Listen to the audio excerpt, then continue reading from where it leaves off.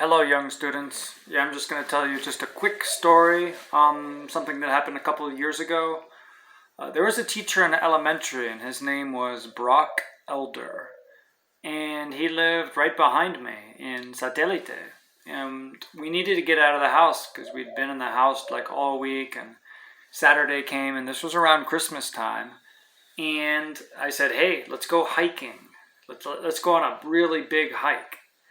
We'll go to La Tigra. And he said, fine, let's go.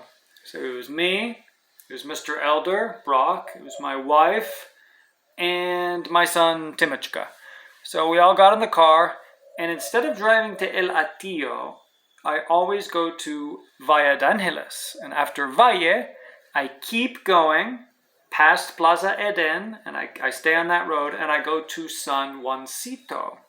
And once I'm in San Juancito, I always drive to the top on that windy road all the way up to El Rosario. So that's where I parked my car.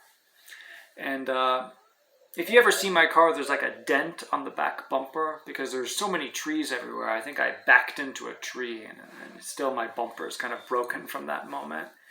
Anyway, we'd been told by the school and by everybody that you need to be careful because a teacher last week went to Valle, and she was hiking with another girlfriend of hers, and they both got robbed by a couple of guys with machetes.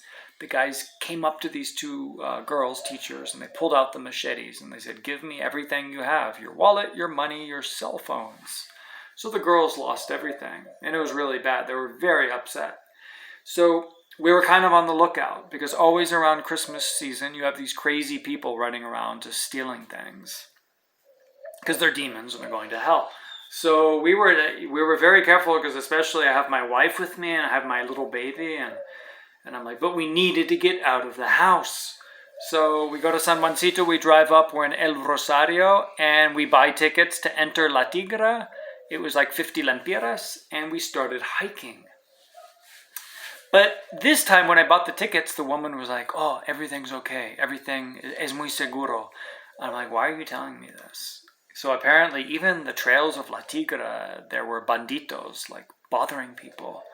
So she's like, there's military all over the place, so don't worry. I'm like, ooh, so already I'm worried because there's military everywhere. Why is there military? Because they're looking for bad people. So we start on the trail. My baby boy Timmy, he can't hike the whole thing, so I'm like carrying him half the time. And when I can't carry him, I give him to Brock, and Brock carries him. And we have these really cool pictures on Facebook of us like carrying Timmy like deep into the rainforest, into the cloud forest. And we have these amazing pictures of the clouds like coming right through La Tigra. You guys know what it's like if you've been hiking there. So on the way there, we see a couple of guys with machetes. Now, you're not supposed to have machetes in La Tigra because it's a sanctuary. And a sanctuary is like a protected place. You can't chop trees down. You can't chop anything down. So you're not supposed to be in the park with machetes. But these guys all had machetes, but they were surrounded by military people. And then I was like, oh man. I was like, the military just caught the banditos.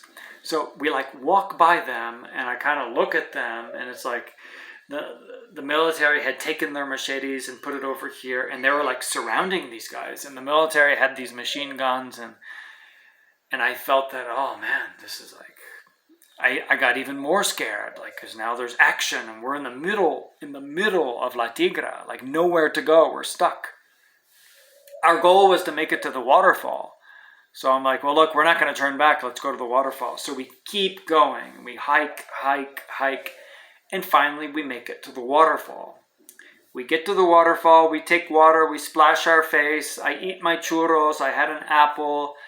I had an extra bag of churros. And at the waterfall, I like looked around, and I saw camouflage, these other military guys like hiding behind trees. And it's amazing. I walked right up to one, and I gave him a bag of churros, and he took it. And so we went back, we took our pictures, and now we had to go back home. But I was still nervous because on the same trail we have to go back, or the military with the guys with the machetes. And these guys I thought were the banditos. So we're walking back, I'm carrying Timothy. It's very hard. It's hard hiking. And we get back to that place, and still on the way back, the military had these guys. There's two guys with machetes, and they had them like circled. And so the guys couldn't go anywhere. And I'm like walking by them, and they're looking at me. I'm looking at them. And we go. So I keep walking back to El Rosario. But then, after about 30 minutes of hiking, I hear this shouting and yelling like behind me. I'm like, oh no, what's going on?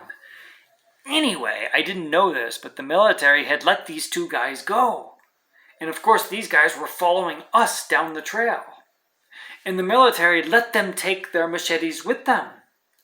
So here I am, I'm like pulling my hair out. I'm like scared again. I'm like, oh man. It's like, why did the military do that? Like they saw us pass by. We're obviously tourists. So I hear them getting closer and closer. So Brock and I and my wife, we start to pick up the pace. We start walking faster. But anyway, these guys keep catching up to us and getting closer.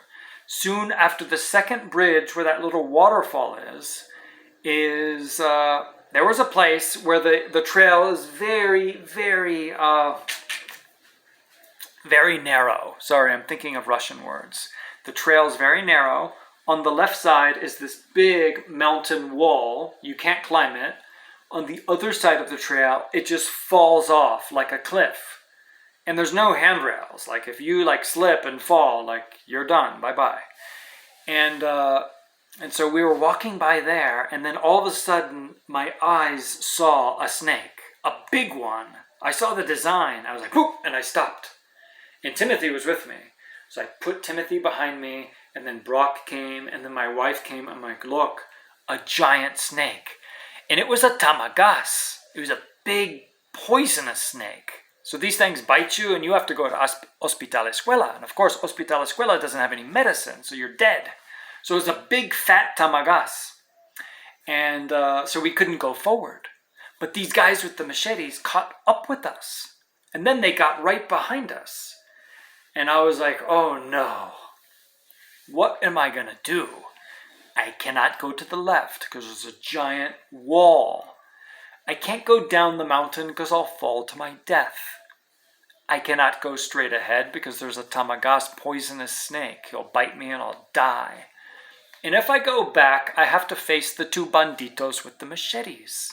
So again, I was like, oh, what am I going to do? I was like, I have to protect my family. So what did I do? The first thought that came to my head was to go right to the guys with the machetes. And don't even give them a choice, but you have to tell them what to do the way that I do as a teacher with my students.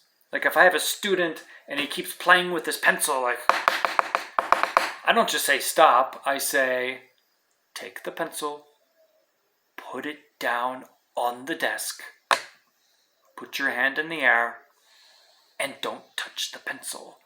So I notice that when I give commands, the student listens and he does it. If I just say stop, they're like, stop what? No, they don't stop. So I went right to the machete guys and I told Brock, this is what I'm going to do. And I said in Spanish, I said, there's a big, fat, poisonous snake on the trail. You have a machete. You go and fight the snake because none of us can get by and it's a poisonous snake. And they were like, oh, okay. And they did it. They did exactly what I said. It was the funniest fight. They went after the snake and they kept chopping and the snake tried to bite them and they were chopping and the snake. Finally, they hit the snake off the trail. And then the snake fell down the trail. And then these foolish guys, they went down the trail after the snake. So they obviously wanted to kill the snake to, I don't know, make something out of his skin or something. Anyway, while these guys were down fighting the snake, I was like, guys, let's go. And we just took off and we walked so fast. And finally I got to my car. And we got into the car and this is what happened. This is what I remember what happened. I was so kind of shaken up that I backed up really fast and I hit the tree. And then the tree put a big dent in my bumper. It broke my paint, but I didn't care. I just went down and I backed into El Rosario and I took off and I went down and we went home. And we went to Valle de Angeles and I went to this place and I had some sopa de res. And finally, after the warm soup, we were able to talk about things and what happened. And we were able to rearrange the story and try to figure out, like, why did things happen like this way? Why did the military let these guys go?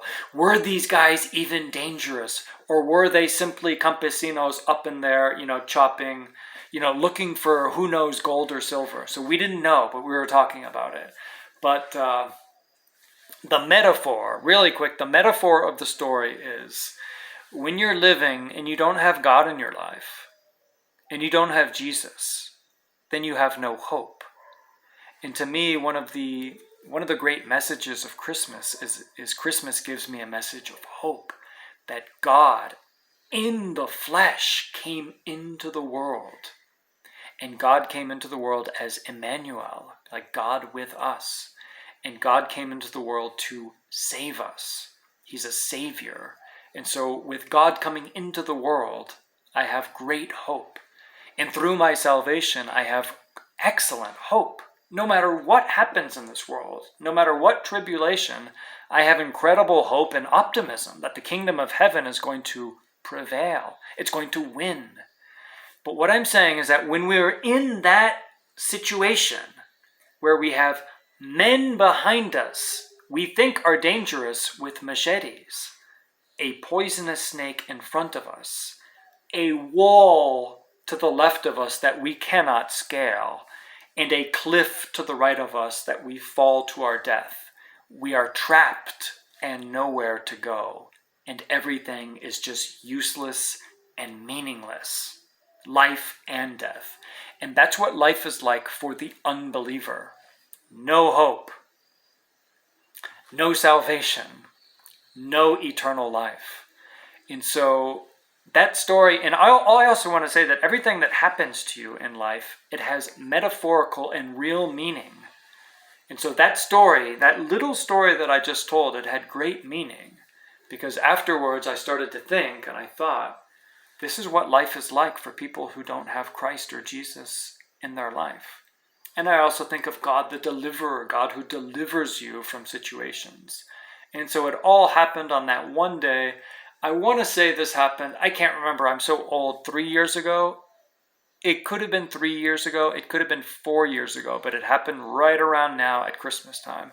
So I wanted to tell you guys that story. I hope you enjoyed, and I'll get you a new one soon. Thanks for listening, guys.